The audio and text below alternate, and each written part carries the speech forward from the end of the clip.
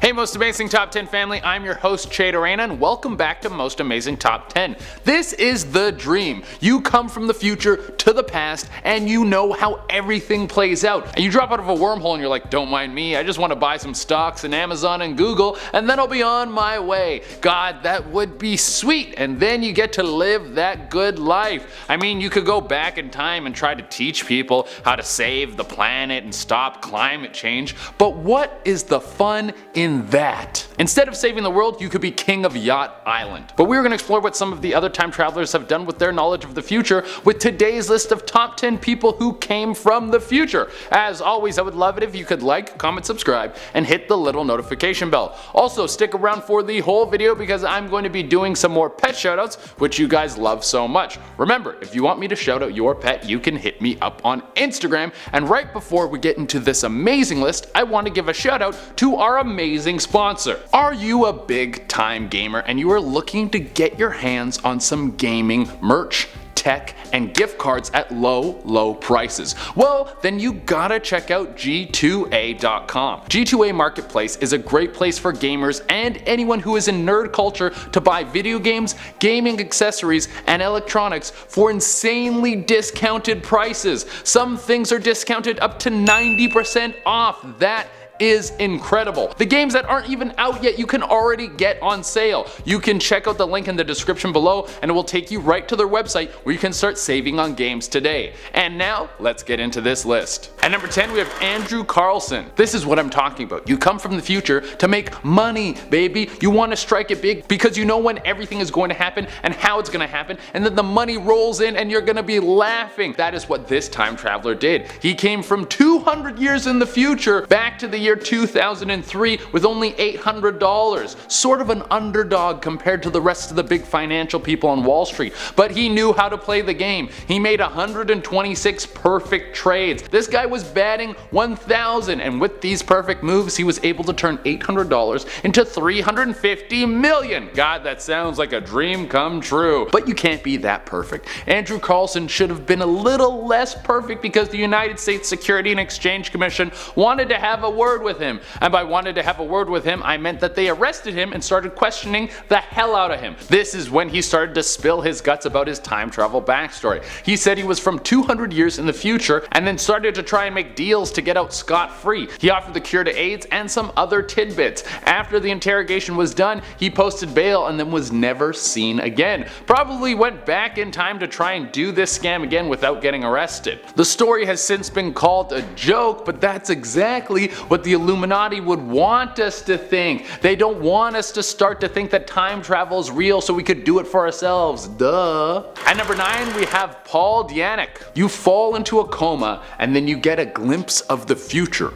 Was it real, or was the world all just created in your mind? Well, Paul D Anak seemed to think that it was 100% real. The year was 1921 and this poor son of a gun fell into a coma and was lost in his mind for over a year. That is a long time to be locked away with your own thoughts. Some people can't do 15 minutes alone without messaging someone on social media.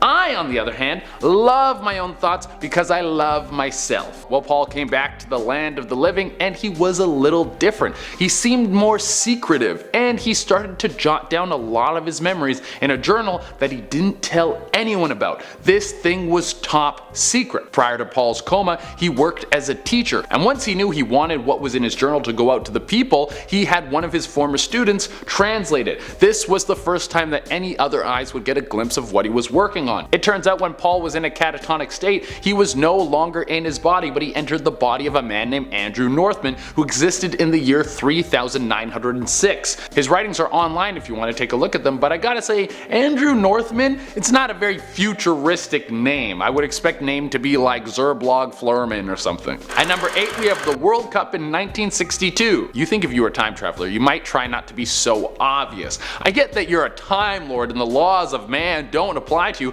but still be a little discreet. I mean, just look at this picture. Bro, you can't be taking your futuristic camera phone out at the World Cup when there's tons of other cameras around. Someone is for sure gonna see you. It's the biggest event in the world. But then again, does this guy care? He's just gonna jump in his time machine and then go watch another one of the world's biggest sporting events. At number 7, we have Adidas Marketing. You dig up a mummy from over 1,000 years ago, you expect her to have some leather shoes on or be barefoot, but the last thing you expect is to see her sporting some fly as hell red Adidas. Now I'll start off by saying these weren't exactly red Adidas, but they were leather boots that look a lot like them. But my theory is that she came from the future with the Adidas. She became a sick warlord and then inspired everyone to wear Adidas. It's really the most logical answer. At number 6, we have the Rage of Act Timetraveler. It's 1942, the world is in the middle of the biggest conflict anyone has ever seen. Millions of people have died and everyone is so scared that they wear a diaper at all times because you could poop your pants at any moment.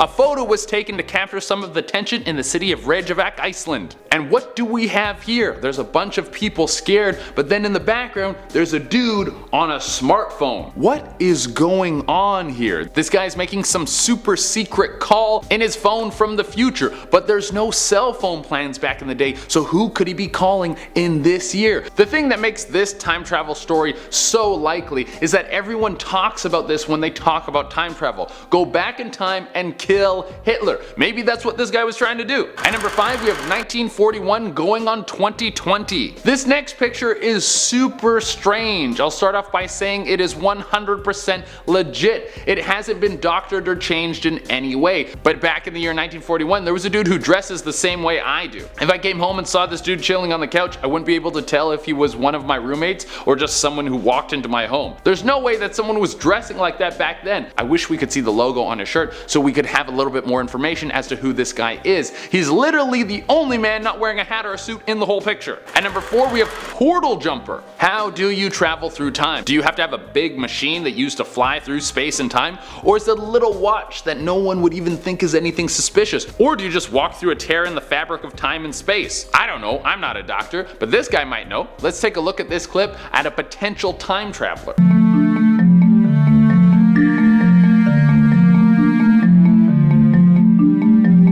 Now this kind of does look fake, you know, it looks like it could have been edited in, but maybe this dude has unlocked the secret to jumping through space and time and that's how you do it. You just do a couple shoulder checks and then you do a light jog and Bob's your uncle, you're in a different time period. At number 3, we have the Charlie Chaplin Time Traveler. This clip was taken from the Charlie Chaplin movie Circus.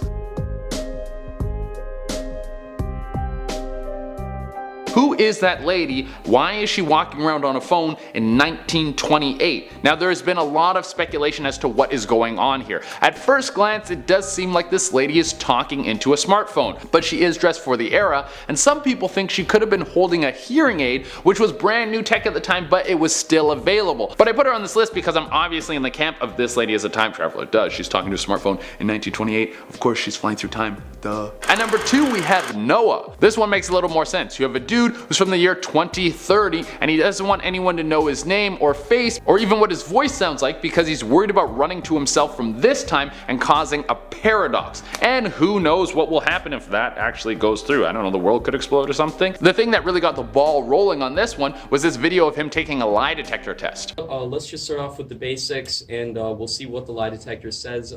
First off, are you an actual time traveler from the year 2030? Yeah.